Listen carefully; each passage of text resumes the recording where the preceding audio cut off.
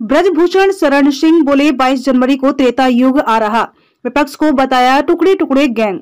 BJP सांसद ब्रजभूषण शरण सिंह ने कांग्रेस के नेता राहुल गांधी पर निशाना साधा है, साथ ही विपक्ष को टुकड़े टुकड़े गैंग बताया है। उन्होंने कहा कि राहुल गांधी को अच्छी समझ होती तो वे राम मंदिर, सनातन धर्म, सर्जिकल स्ट्राइक, कोरोना की दवाई और कोरोना पर सवाल न उठाते।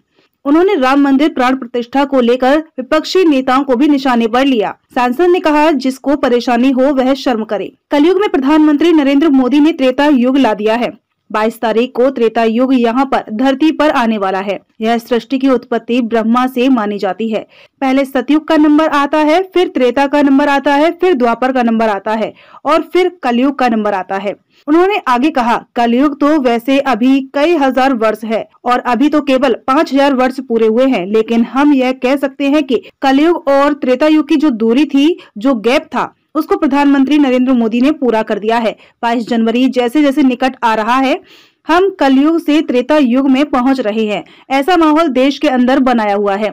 मीडिया से बात करते हुए भाजपा सांसद ब्रजभूषण शरण सिंह ने राम मंदिर प्राण प्रतिष्ठा को लेकर बयानबाजी पर कांग्रेस और राहुल गांधी पर निशाना साधते हुए कहा, राहुल गांधी को छात्र नेता जितनी समझ भी नहीं है। विपक्ष ऐसी राजनीति कर रहा है जैसे वह किसी यूनिवर्सिटी का लीडर हो, विशेषकर दिल्ली यूनिवर्सिटी का लीडर हो और टुकड़े टुकड़े गैंग का लीडर हो। नहीं तो एयर स्ट्राइक पर सवाल, कोरोना पर सवाल, कोरोना की दवाई पर सवाल, अर्थव्यवस्था पर सवाल, मंदिर पर सवाल, सनातन धर्म पर सवाल। ये लोग जैसे जैसे सवाल उठाते जा रहे हैं, स्वयं पीछे हटते जा रहे हैं, लड़ाई से बाहर होते जा रहे हैं। ऐसा करके कांग्रेस लड़ाई से बाहर हो रही है।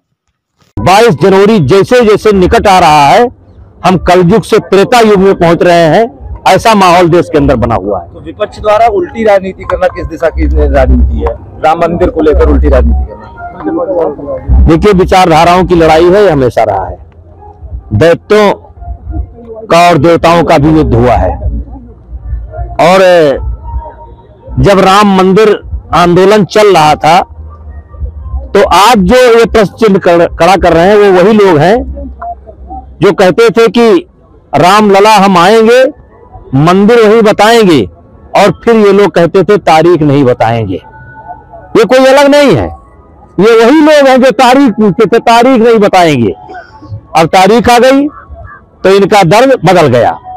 और ये कोई आज की बात नहीं है, सदैव विचारधाराओं का संघर्ष रहा है, लेकिन जीत हमेशा सनातन की हुई है और सत्य के रास्ते पर चलने वाले की हुई है। 2024 में किस तरह देख रहे हैं? क्योंकि अगर इस तरह की राजनीति विपक्ष करेगा तो 2024 का चुनाव बिल्कुल सिर पर है। देखिए,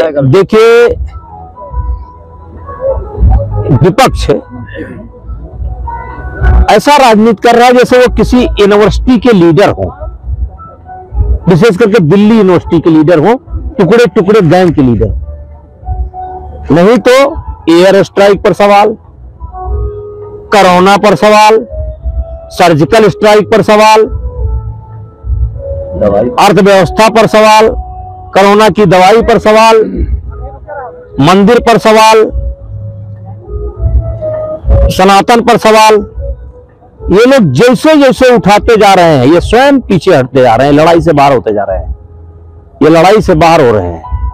सवाल उठाने वाले आप राम यात्रा पर राहुल गांधी न्याय यात्रा निकाल रहे हैं। देखिए, मैंने पहले ही कहा है कि एक छात्र नेताओं को जितना समझ होती है, उतनी समझ भी राहुल गांधी को नहीं है। नहीं तो surgical strike, air strike, Ram मंदिर, इस पर सवाल ना उठाते। सांसद जिस प्रकार से इंडोनेशिया कहता है कि राम हमारे पूर्वज हैं, देश विदेश में हर जगह लोग राम को अपना रहे हैं, तो ऐसे कौन से लोग हैं जिनको राम को अपनाने में शर्म महसूस हो रही है? जिनको परेशानी हो, शर्म हो, वो शर्म करें।